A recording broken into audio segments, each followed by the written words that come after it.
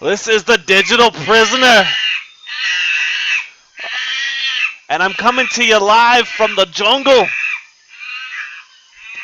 All these monkeys and different animals around. It's a madhouse out here. Oh, look. It's Tarzan.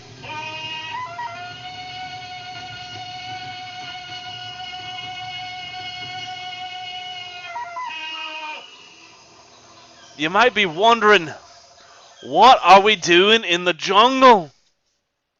Well, we're here to talk about the three branches. And what may you say is the three branches? What are they? What makes them up? What do they do? Well, let's find out. There is the legislative branch, which is Congress. You know, Congress has two houses, the Senate and the House of Representatives. They make laws. The executive branch, that's the president and all of the divisions under the president, all his cabinets, all the different departments and bureaucracy that falls under the president. They enforce laws. And then there's the judicial, which is the Supreme Court. It interprets the laws. It decides if a law follows the Constitution or not.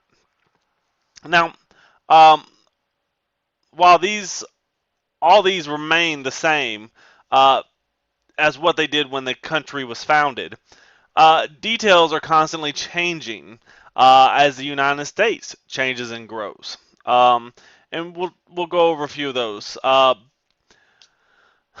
The Constitution and all this is, or our country is based on a written Constitution.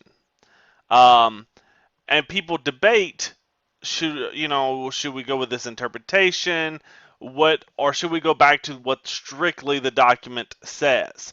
And there are those people who believe that we should get back closer to what the actual Constitution says, that we've gotten further away and created a lot more laws and stuff that doesn't actually go along with the Constitution. And they argue that we should go back to a strict interpretation of the Constitution. Some countries' laws are not totally based on written law. They are based on traditions, customs, and expectations. And, that's kind of come in with us what as well. Purposes.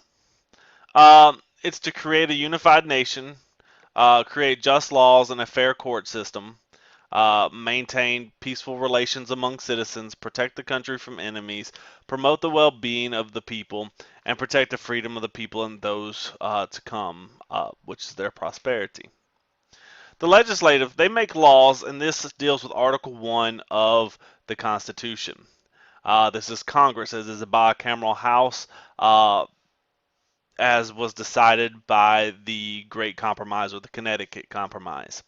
That gave us the Senate, which is based on equal representatives per state. That's two per state. So we have 50 states, which equals 100 senators. And then the House of Representatives, which is the lower house. And that house is based on population. There are 435.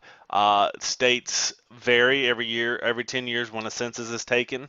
They look at where the populations have shifted and everything, and the representatives will shift.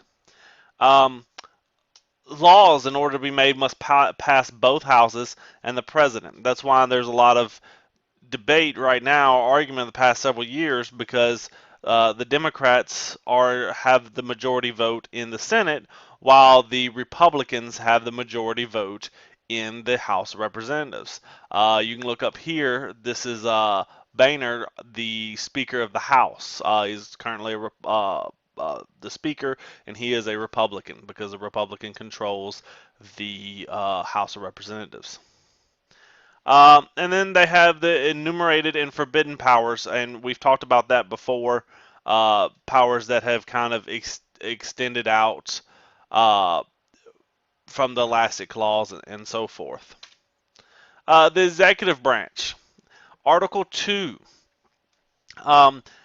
He carries out laws, and he uses all the executive departments, the military, um, police forces. On a federal level, you have the FBI and so forth.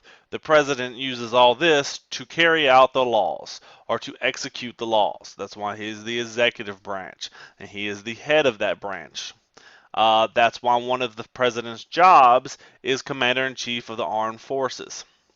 Now he signs or vetoes bills. Um, this here is the White House, and you can see here is our current president. He's in his last term because remember, president can only be in for 2 terms. Barack Obama.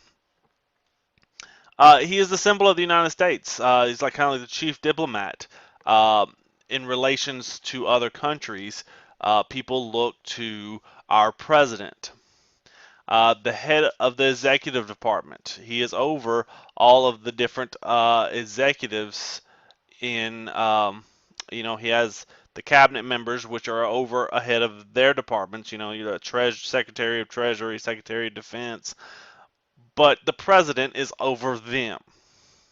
And this is the largest part of the federal government, by far the largest part of the federal government. And then there's the judicial branch, which is covered by Article 3.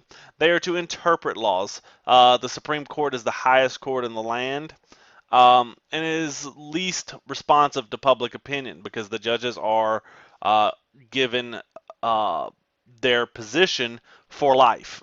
They don't have to get reelected and they don't get elected anyway. They are appointed by the president and approved by the Senate. But once they're in office, they are not removed um, except for um, death or retirement is the main ways that they leave. Um, this keeps them to be more based on truth rather than politics. Um, they handle disputes between people, between levels of government. Like if the state had a problem with the federal government, that would go to the Supreme Court. Um, and the people in the government. So if I had a problem with the government, my case would have, the final say so would make it to the Supreme Court. Um, Now, over time, it has been divided into various court systems. You have your appellate courts where people go to appeal. You have your, different federal level courts. You have courts on a much lower level, like your state and your city courts. But all of them ultimately answer to the Supreme Court. And they can only do something if a case is brought to them. They can't say, "Oh, well, that new law passed by Congress, man, we don't think it's constitutional." They can't rule that that law is unconstitutional until that court has gone before them. But once that case has been brought to them, if somehow that law has been brought to them in a court case, then they can rule and say, well, this law is unconstitutional. Um, and so that is how their power works. Um, Behind the scenes, there are 3 million civilian workers, 2.5 million armed force workers. So there's almost 6 million people who work for our government. It's a very complex bureaucracy. Um, there is a hierarchy. Uh, like the president's in charge, then the cabinet members, and then the heads of offices, the heads of the FDA, the EPA, all these they answer to certain cabinet members, and it goes down and further out, and there's more people at each level, and they carry out these purposes of government. All right, so we'll go in more depth on each branch in the videos determined about that branch. So until then, deuces!